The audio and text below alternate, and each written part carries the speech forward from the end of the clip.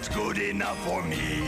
Okay, talk about whipping up a batch of That's good enough for me. 101 varieties, all in the pages of a oh-so-yummy new cookbook. And best thing ever, my co-host, Mr. Darren Adams, is responsible for one cookie in particular. Take a look at the cookbook. When you open it up, be sure to turn to page number 5. Appropriate, right, for Studio 5? Right on page 5.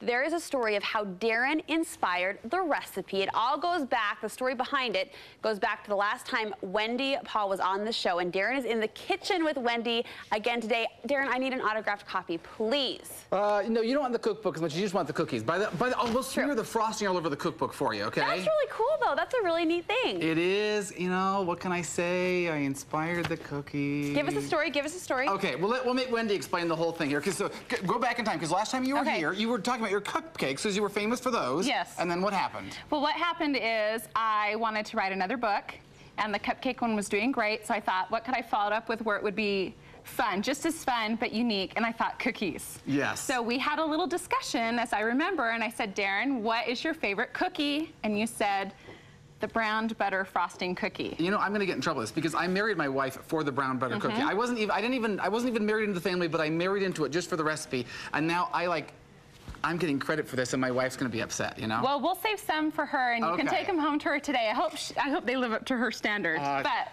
there they are right there. Those are the brown butter cookies, crinkles, and the key to this whole thing is the frosting. You are going to absolutely love these, but we're going to start to show people how to make the dough first. Yep, real quickly. It's just like any basic cookie dough. You want to cream together the butter and sugar, and I'm not going to use all of that, but you're going to do a cup of softened butter, okay?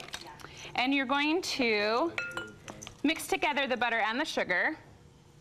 All right, and I'm doing this by hand today. If you want to, you could certainly use your big mixer. And you have sort of some different kind of sugar. Is that raw sugar in there that you put in there? I put some raw sugar in there. I like to bake with raw sugar, and so I just mixed it. But you can use white sugar, the turbinado sugar, whatever you want. So you're just going to cream that up together. You're going to add the 3 egg yolks. There they go. Okay, there goes those yolks. I always keep the whites and then make a egg white omelet the next day or for lunch or something fun like that. I make meringue cookies with it. Okay, you know? that would be good too. More cookies. You know, you can't ever have enough cookies. No, you can't.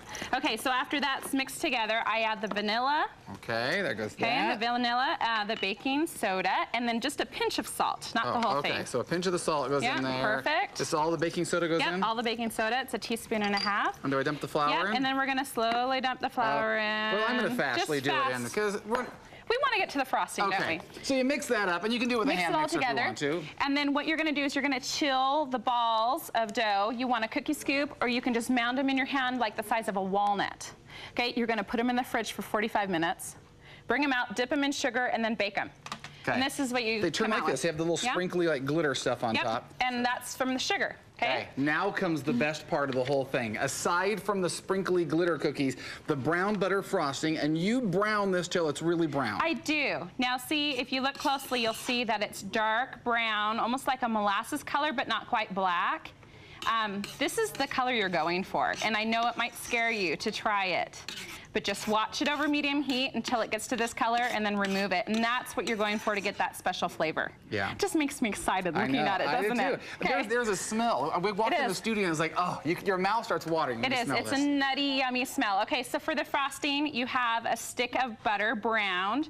You're gonna do a teaspoon. Do you like how I measured that just real quick? Okay, you're gonna do some cream. Yummy. Of course, you have to have cream. And this recipe, I'm sorry, is not low fat. Yeah, but it's good. And then you're gonna. Cookies are. Oh, there are some cookies in the recipe that are. There are some low-fat cookies that are more healthy, but this one, you know, has the butter and the sugar and the fat and all that yummy stuff. So you're gonna just stir it together, whisk it together. You can even do it in your mixer if you want, but it actually comes together fairly quickly. I'm just like getting so excited. We're coming down the home stretch here. I know, okay? So what you wanna do is just stir it till it starts to combine. If you wanted to leave it as a glaze, you certainly could. And just glaze the top so you don't get a lot. But I really like frosting, The frosting on this is, have we said this enough that the brown butter frosting is the best part of the whole cookie? It is the best part of the whole cookie, okay? On. All right, so. And you just mix that until it turns into a regular frosting. Basically, you mix it until it turns into that.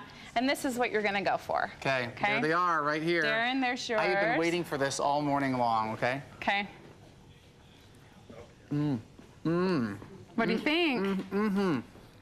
I don't want to ask it, but is it as good as your wife's recipe? They're not my wife's. It's my recipe. Your recipe. Is it as good, or does it make you proud? It's good. No, it's good. I love it. It is as good, if not better. Oh, thank you. Good. Because there's more frosting. You have more frosting on. That's why I love it. I do. It is fantastic. We'll let you know, of course, the recipe is on our website, studio5.ksl.com. You can get the recipe for the brown butter crinkle cookies. And, of course, you can find the recipe in the entire new cookbook. It's just out, 101 Gourmet Cookies. Available bookstores everywhere and Bookstores everywhere. Costco has it right now. I'm doing a signing in Orem from 11 to 1 tomorrow morning. Okay, but you're not bringing any cookies, these, right? No. Yeah, they won't last. You'll have to buy the book and make them yourself. Okay, you'll love them. Brooke, it's so exciting. We've now christened the new brown butter crinkle cookies. Here, I want my autographed copy, Dee. I'll work on it, and I'll even save Very your cookie, nice. okay? Thanks ever so much. Sure. Okay.